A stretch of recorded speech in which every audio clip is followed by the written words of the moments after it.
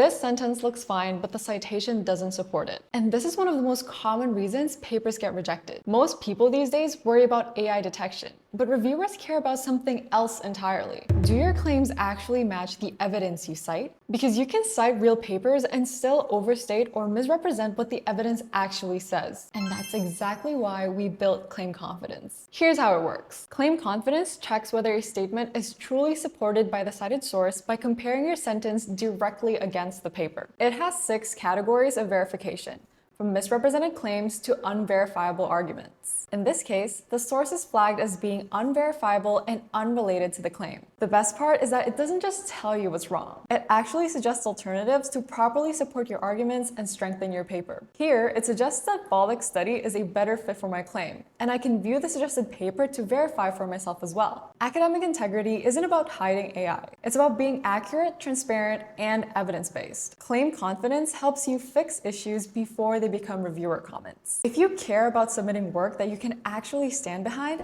try claim confidence with Jenny today. Happy writing!